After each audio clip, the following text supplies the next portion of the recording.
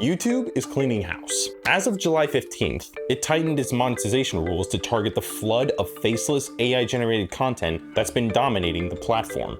Mass-produced, low-effort noise. But this isn't just another algorithm tweak. It's a major statement about where the future of online content is heading. And for creators, media agencies, and production studios, it's a wake-up call.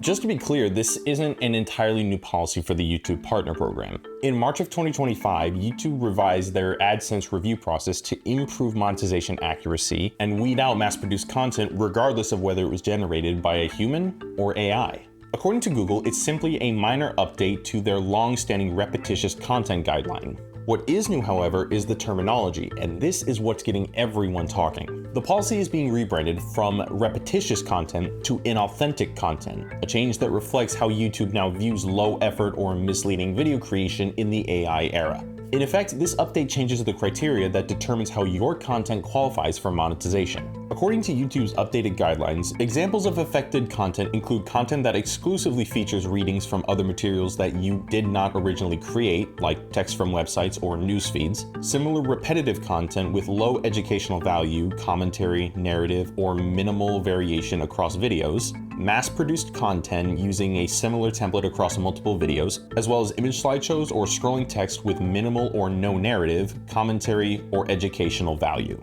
So to be clear, AI-generated content, including the use of synthetic voices, isn't getting rejected so much as downgraded. We also need to keep in mind that Google, who are the owners of YouTube, are still one of the biggest backers of AI development. But this policy does give YouTube the power to demote or demonetize content that's largely prompt-generated or algorithmically assembled without meaningful human input. If other video-on-demand platforms adopt a similar standard, the financial reward for low-effort AI-generated content is going to generate a diminishing return. This is a cautionary signal to producers and creators who have started to lean too heavily on generative AI to replace original, human-made productions, chasing volume over value.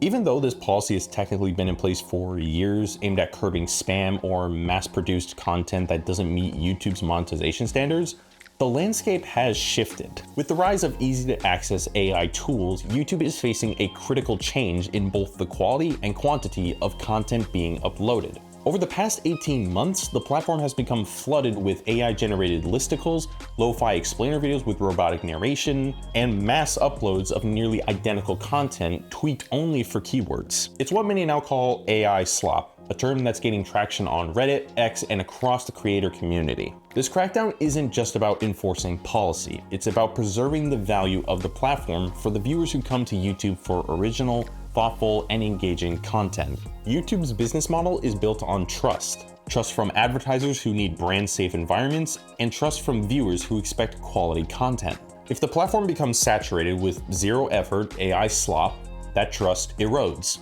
And the risk? Viewers get fatigue, apathy sets in, credibility fades, and advertisers start to look elsewhere. This update is YouTube's way of saying we want less mindless filler, so we're going to encourage and incentivize more substance.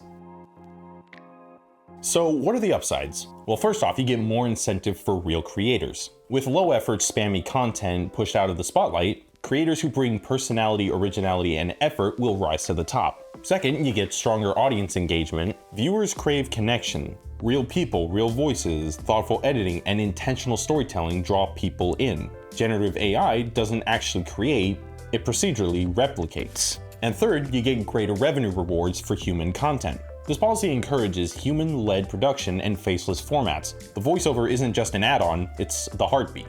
A well-delivered narration brings rhythm, trust, and emotion to your video. So professional-grade voiceovers just became even more valuable because authenticity wins. But of course, there are some valid concerns here. Firstly, the rules are too vague. What exactly counts as too much AI? How is minimal human input defined? YouTube hasn't published a checklist for this, so initial enforcement may be inconsistent unless flagged or manually reviewed. Second, collateral damage is real. Some creators try to use AI responsibly, adding commentary, sourcing visuals, and offering genuine insight. but they could still essentially be penalized if their content appears obviously templated or formulaic. That said, this concern is still speculative. And the third concern is that accessibility will be impacted. Creators who rely on low-cost AI narration due to disability, language barriers, or limited budgets might be unintentionally affected, even if their content still has some value. However, this is still a targeted update, mainly focusing on spam and repetition, not accessibility. So there's reason to believe that ethical use cases will remain safe for now.